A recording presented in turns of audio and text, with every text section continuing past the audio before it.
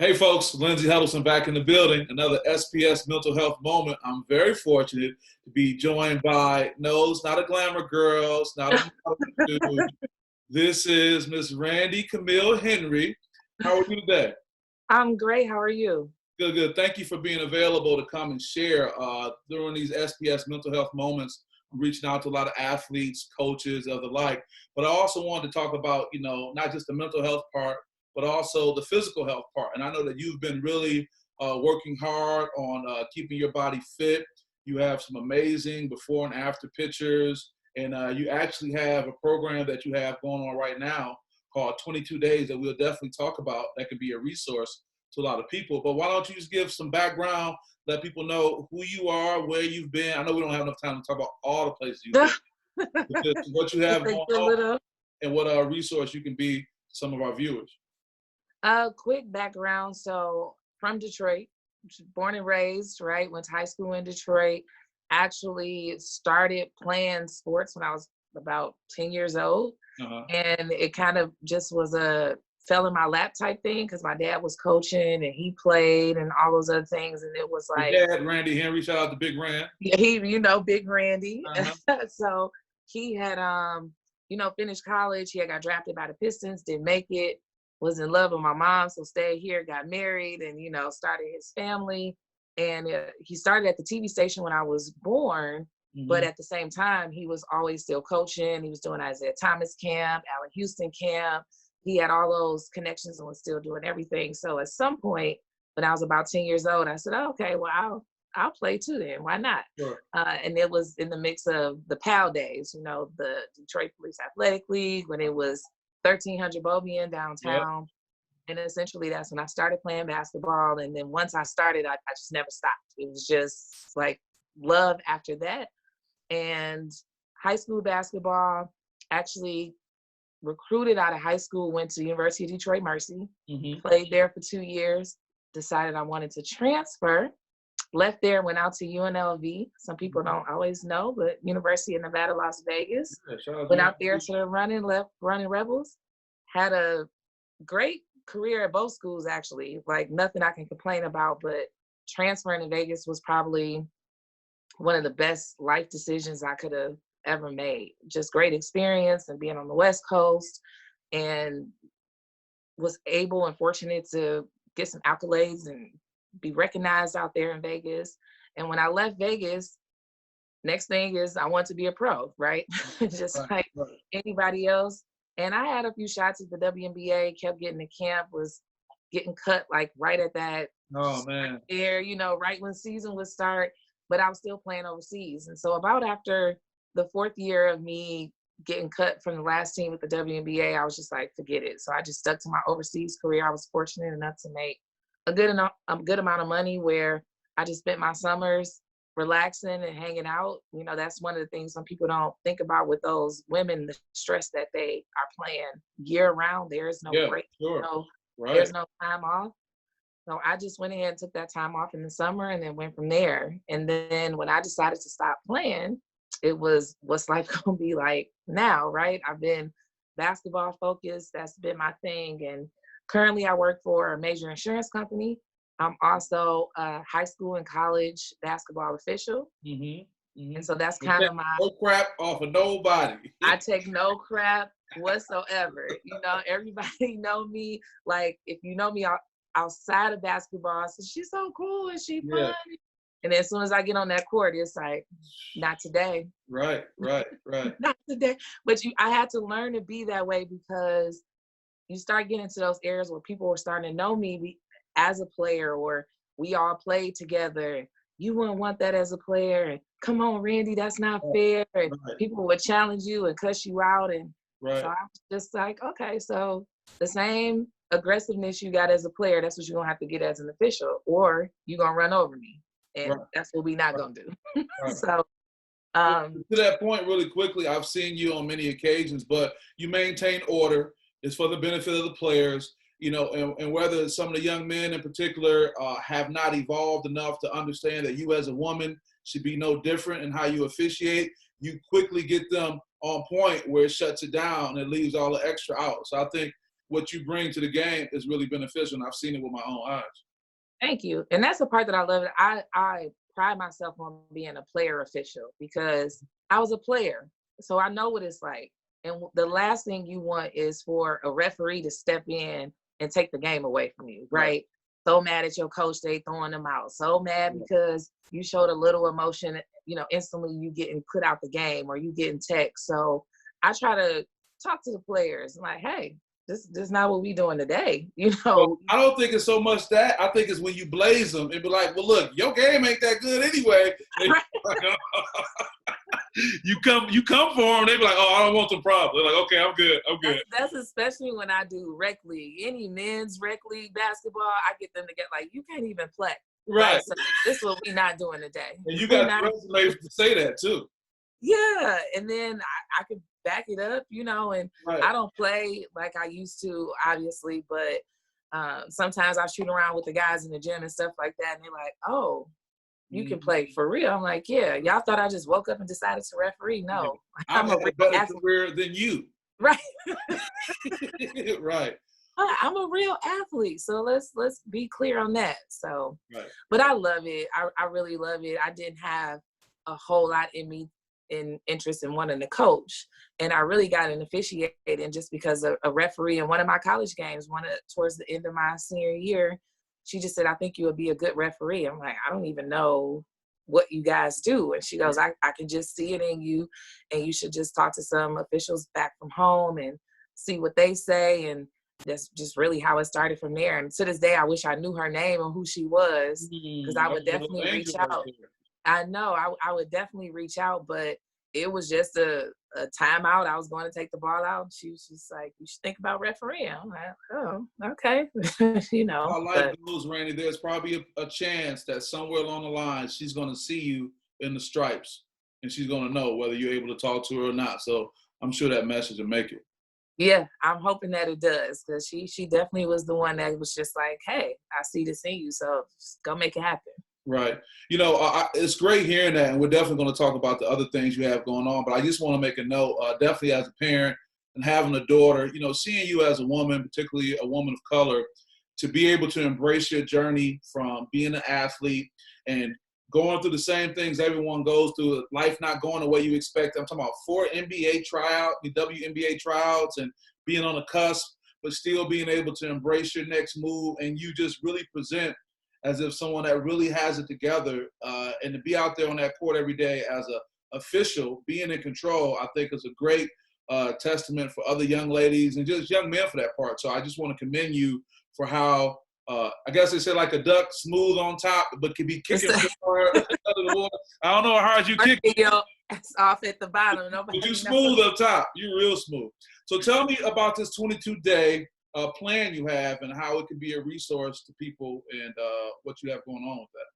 Sure. And just a little background, some people may or may not know that when I was starting to think about retiring from basketball and what was going to be next, one of the things is I was really interested in how the body functions and staying in shape and all of those things. So I went ahead and got certified in, fitness instruction and nutrition. And I really started engulfing myself in those studies and really just being able to learn about the function of the body. Because I've always been an athlete, so I knew what I could do, right? And I know I could be told, and I knew how to push myself to the limits, and I always worked hard. I always had that passion in me, but it started engulfing in me because people say, well, I want to come work out with you, or I want to come do this. And I'm like, do you really want to come work out with me? Really want this. I don't think you really want to work out with me. But it became a challenge for me because when I did stop playing basketball, and now I have a regular job, right? So there is no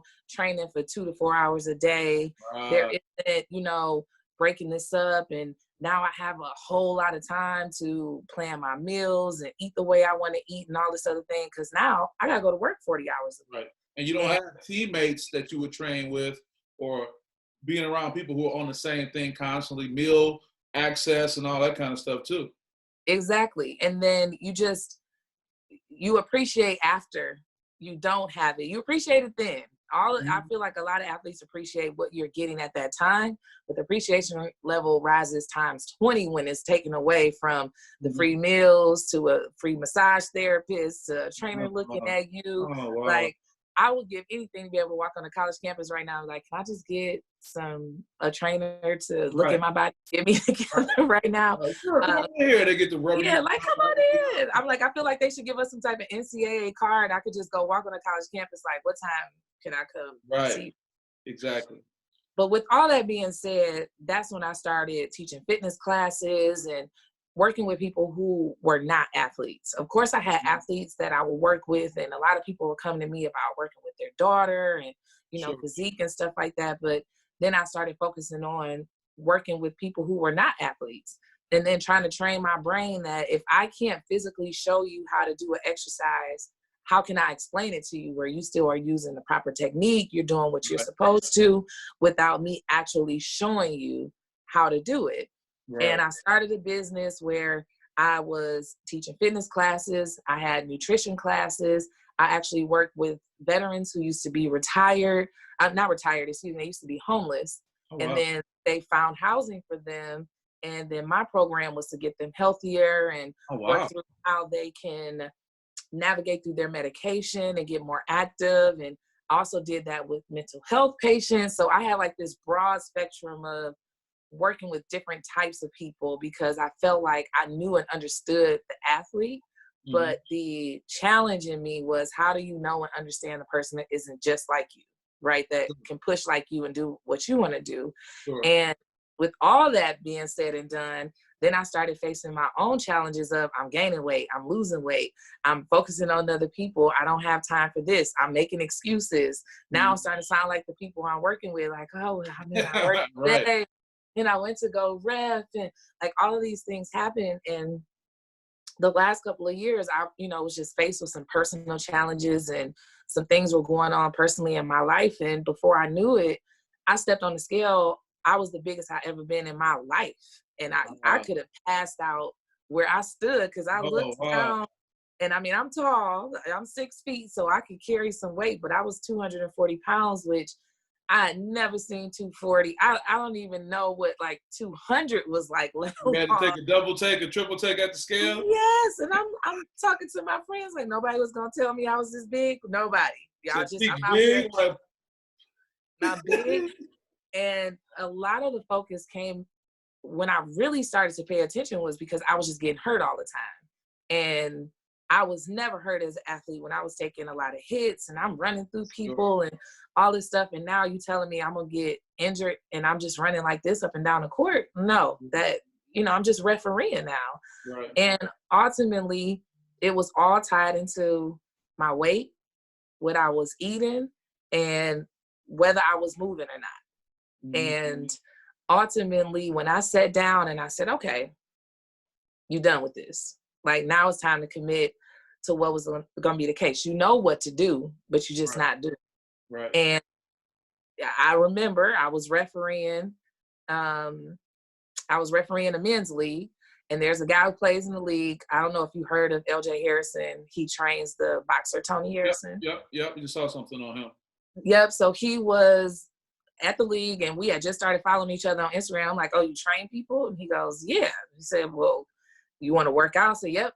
I said, starting in January, I need somebody to tell me what to do for a little while. I don't need to make up my own workouts. I just need to make it happen. And literally, I texted him in, sent him the money. We started right in the new year. And it was funny when I got there because he only knew me as the referee. So we was going through workouts. I had to stop him. I'm like, okay, wait. I know I'm a little overweight and I'm a little slow, but I'm a real athlete. Please don't treat me like this. Right. I need a real workout. Yeah, right. And he like, oh, I didn't know. And we started training and just doing a bunch of agility things. Cause for me, I just wanted to get back to feeling athletic. So just back to those movements. Obviously he trains boxers. So we started doing some boxing training, and I have this thing. I'm like, I'm an athlete. You can teach me anything. So, let's do it. And tied in with that was the complete change in the way I ate. Because one of the first things he said to me was like, you change the way you eat, I can do the rest as far as the physical part, but I need you to focus on that. And that's when I just went back into what I've been learning, and when I was working with people and just added more whole foods to my diet, less sugar, less sweets, less Whole alcohol. Foods, are you referring to the brand or just the actual? No, just actually thinking whole foods in the sense of fresh fruits and vegetables, Right. trying to eat things that aren't processed, just going from natural things that come from the earth versus. Something with that. Did you find yourself having to go a little bit out of your way or make more of a financial investment when you start committing to these type of quote unquote whole foods because of they're not always available or they're just not, the places you want them to be and whatnot? One thing that's kind of hard for us in Michigan is our change of seasons. The change of seasons actually kind of makes it a little bit harder because things are out of season a lot. Yeah, right. Versus we're in a hot state. If we were in Florida, California, Texas, Sure. things like that, where these things can be grown year round. So sometimes a strawberry is way more expensive in January than if you go get a strawberry now, right? It may not even be the strawberry taste that you really want, where it's peaked in flavor and all that. Yes, they're actually disgusting in January to me. Exactly. But you get into some strawberries now, they like off the roof. They taste delicious.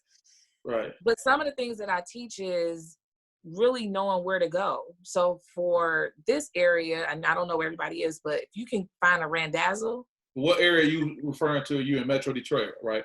I'm in Metro Detroit. I'm actually in the city, but there's a Randazzle in Dearborn. I want to say there's one in Troy. What's so unique about Randazzle?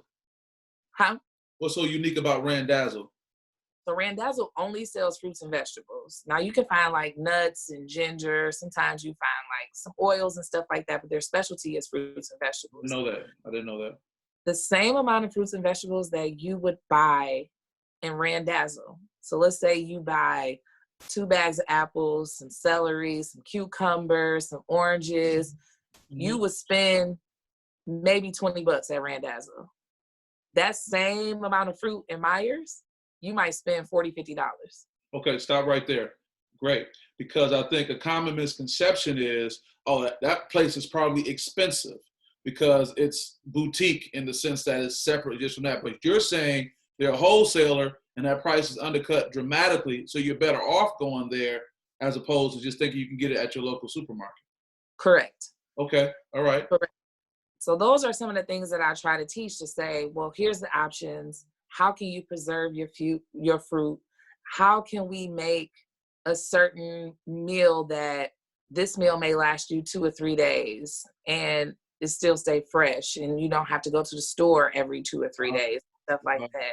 Because there's tips and techniques, okay? If you put a little water in how you get the plastic bag to put the fruit in, right? Put some water in that, put it in the back of your refrigerator, it's gonna last a lot longer than if you keep it sealed up and you put it in that drawer in the bottom of your refrigerator. Now, these are tips you share virtually with the people you're gonna be working with? Correct. So when going back to the plan that I created, I documented everything that I ate, my physical activity, and that before and after picture that I had that was literally in the 22 days, it took me back because I just didn't even realize I was so focused on just doing it. I wasn't getting on the scale. I wasn't measuring myself. I mean, I was putting clothes on like, okay, this feeling a little bit looser. This is the situation. But when I really stopped and took a picture, I said, wow, when you really put the focus in. I think I remember you doing another before and after. So when you posted something about, I'm about to get back in shape, I'm like, she's about to kill it. Because I've seen you kind of go from being one way and doing it. I don't know, for whatever reason, I think I saw that, I just kind of knew that you had the ability to make a transformation. And it was almost like whenever you need to do it, you can just kind of get your head right and do it. Is that somewhat the case? That's definitely the case. I say the gift and the curse for my body has always been that when I treat it wrong, it goes bad fast. But when I treat it right, it goes good fast. Right. So what do you say to people who probably say they may assume that their body can't respond like yours or RanDee? I don't have that kind of metabolism. I can't respond the way you do. You just work out a little bit and it falls off. What do you say with people who kind of suppress their ability to make a body transformation? I feel like change is infinite. So if you actually take the time and put in the effort to make some real change, and we're not talking about that partial change in the sense where, okay, I did Monday, Tuesday, Wednesday, what I was supposed to, and then Thursday until next Monday, I'm eating terrible, drinking whatever, not moving. The body continuously is trying to heal itself. Our bodies never want to be hurt. It doesn't want to be injured. It doesn't want to be sick. It doesn't want to be tired. And that's when it starts to fall into those things, because continuously our body is trying to heal itself. And Right. it actually takes longer for the body to go bad than it goes for the body to get right. So And it's what I easier to tell, get back in shape as opposed to digress. yes. And so I tell people, if you really commit and make change, we don't have the same body. So no, you're not going to turn around and then all of a sudden we got the exact same body type. Absolutely not. Mhm. But you're going to see definite change within your body, not only in the physique, but how you feel. And that's a lot of the encouragement that I have too. I want you to pay attention to your mental structure. Can you get through your day better? Do you feel like your work day, you're not as exhausted or worn out? Are Right. you irritated with your kids now that you've been You're reading my mind. It's like the irritability in relationships, like what you barking at me for. Yes, and people don't always tie that in, and why I say that mental part is major. And this is when I learned so much when I was working with the mental health patients, is that people don't realize when you start to put things into your body that are stripping your body of wanting to be healthy, and a lot of poison into your body, that poison starts to reflect out. It Wow. starts to affect Right. your thought process. It starts Right. to mess with your brain. It's It toxic. starts to mess Toxic. with your skin. Yeah. Like Yeah. all of these things happen. So I tell people, even those who are saying they want to start in this detox with me, okay, but what is your focus? Like your focus can be losing weight, but it has to be something else that you are dealing with that might be your focus. And it might be, my wife or husband irritate me every day. Now that we messed in this COVID and I got to be at home with everybody 24/7, what can I do You might to help? save some lives, not just marriages. You're gonna save some lives. Yeah. And I'm like, imagine if you could get everybody on this higher spectrum. And I really challenge people, because if you go that first 5 days, just only drinking water, only having fruits and vegetables, maybe implementing some herbs and stuff that we talk about, it's amazing how you will just feel refreshed. You just get out the bed like, today is a great day. Right. And that's so much more of a difference than if you're getting out the bed feeling lethargic and you worn out and Absolutely. I Absolutely. don't know what I'm going to do next. And I use all these things because it was everything that I was experiencing when I got to the worst that I've ever been. Right. And now I'm like, my Achilles is hurt. I'm tired all the time. I can't make it through a day. If I got to ref a game, I feel like I've ran a marathon and I've refed 500 games before. Like, why do I feel this worn out? But when you start to put that effort into the body, that's what I encourage people to pay attention to. Everything else is going to come Sure. back with it. Sure. But that's what I try to encourage to say in the detox, don't make it about if I'm going to have a flat stomach in 2 days, because that's going to come. But if you put the real effort into, I want to be healthier, I want to feel better, I Right. want my skin clear, I Right. want my teeth white, like all these things Right. make a difference. So, in the interest of time, because you have given us so much great information, what I do want you to do, and I want you to do this slowly and like twice, I want you to share all your social media, because I know people like, well, I saw her from the neck up. I want to see. I want I'm like, dang, do I need to stand up? I do got on workout clothes. Look. No, but I'm just saying, I want people to be able to physically see, what you've gone through, your transformation, see how active you are with your lifestyle. If people don't know who you are, because I'm a firm believer, and I'm thinking to myself how I want to be able to get involved. Because the other thing is, what a great time to do it, because you don't have to run against the distractions of being out with all those other things at work, snacks, and all those things. You can really be disciplined. So why don't you share all your access information so people can follow you and see what's going on and be able to follow up with the program? Sure. You can find me on Instagram at RanDee Camille. So that's RanDeeCamille.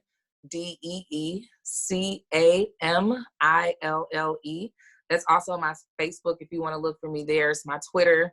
I'm pretty consistent. If you want to find me, those are the 3 social media platforms I look for. But I have a Facebook page that I'll be running this on, and then my Instagram and Twitter. And again, it's at RanDee Camille, RanDeeCamille.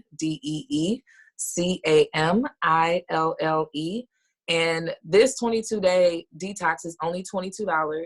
And what happens in this plan is I'm literally giving you the meal plan and the options. I'm giving you the workouts, but then I'll also be leading the workouts on Zoom. So if you're a person that's like, okay, you showing me this paper, that sounds great, but I prefer to be told what to do, we're actually be scheduling Zoom workouts 2 to 4 times a week, definitely the 2 times a week.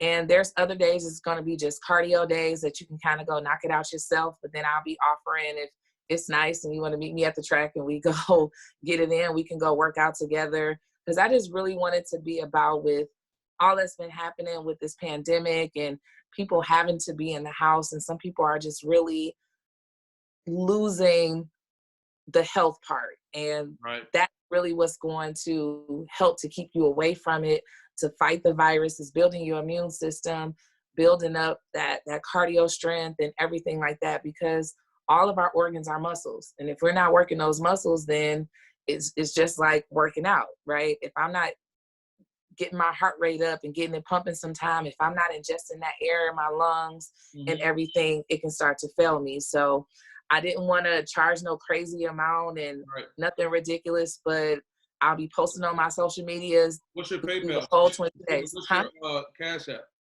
My Cash App is $RanDee22. Okay.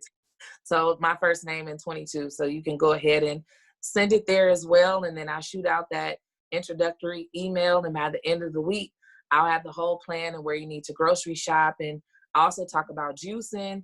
If you don't have a juicer, I have access to where you can actually purchase some juice, and I'll deliver them to your porch if you're not that far away. Don't be signing up just so you can see her face to face and be in her. Be serious about what's going on out here. Like, we actually gonna get it in and work out. And I'm all about having fun with it. Like, I actually go hard and I commit to what I do, but at the same time, if it's not fun, it's not worth it for me. And if you go on my social media and you click on workouts, you'll see some of the workouts that I put in my story, and I post it up there, and I have some fun, and I get friends involved. And you said what? You know how to throw a couple punches too. Throw some punches. I picked up on that boxing. That's why I was mad that all the gyms shut down, because I was like really ready to be sweet. But that's cool. Once everything opens back up, we'll start back and training and getting it in that way. But while the gym has been closed, I just been staying focused on my home workouts. I pulled out the weights that I do have, and I use them in that manner. On nice days, I go up to the track. I go run outside to try to get some fresh air. Days that I'm just worn out, I put on an audio book and go walk. You know, the other day I walked like 6 miles because I was so into the book. I was listening to, I hope I say it right, Tim Grover, which was Michael Jordan's trainer.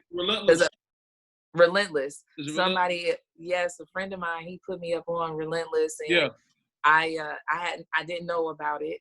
And I got all into listening to that book, and before I knew it, I had walked 6 miles. So you a closer or you a cleaner?